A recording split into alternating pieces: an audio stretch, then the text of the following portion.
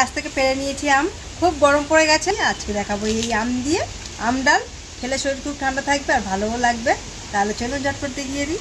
প্রথমে আমরা এখানে 150 গ্রাম মুসুর ডাল নিয়েছি, এটাকে খুব ভালো করে ধুয়ে নেব।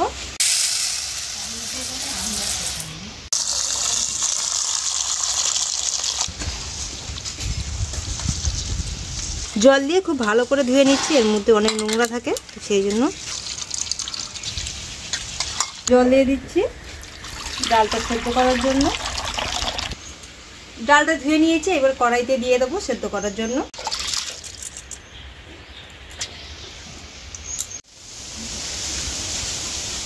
ডালটা প্রথমে খুব ভালো করে সেদ্ধ করে নেব, আর এদিকে আমগুলোও কেটে নেব।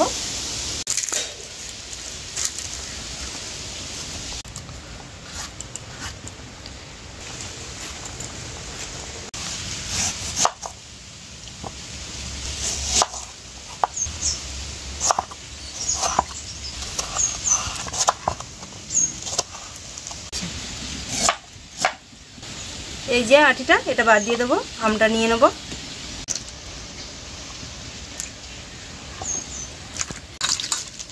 আমটাকে ধুয়ে একটা জায়গায় তুলে নেব।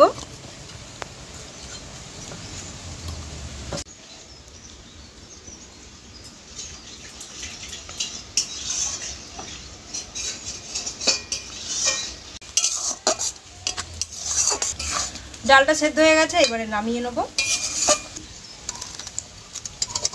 এইবারে দিয়ে দেবো কড়াইতে তেল, এর মধ্যে দিয়ে দিচ্ছি 2 শুকনো লঙ্কা আর দিয়ে দেবো 5 ফোড়ন।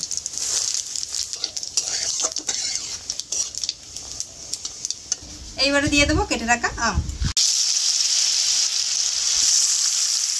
দিয়ে দিচ্ছি হলুদ গুঁড়ো,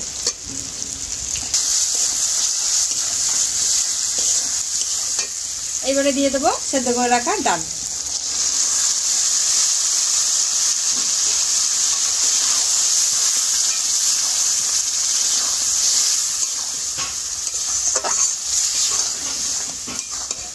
এবারে দিয়ে দেবো এর মধ্যে জল।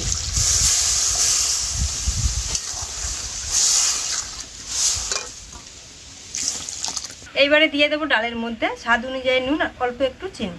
দিয়ে দিচ্ছি নুন, এখানে দিয়ে দিচ্ছি 1/2 চামচ চিনি, টকটা যাতে খুব সুন্দরভাবে ব্যালেন্স হয় সেই জন্য।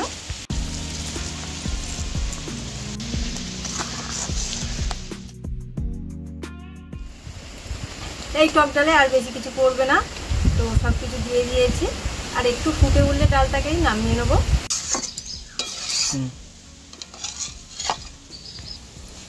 ডালটা হয়ে গেছে, এইবারে নামিয়ে নেব।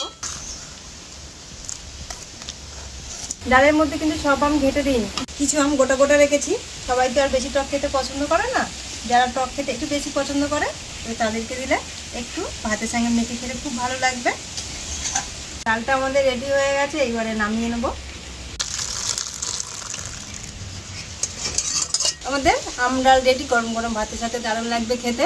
আর যা গরম পড়েছে, এই গরমে তো খুব ভালো লাগবে খেতে। তো আপনারা এইভাবে বানাবেন, কেমন লাগলো জানাবেন। আর অবশ্যই চ্যানেলটাকে সাবস্ক্রাইব করবেন আর ভিডিওটাকে লাইক করবেন। নতুন নতুন ভিডিও নিয়ে আসবো আরও। ততক্ষণে টাটা।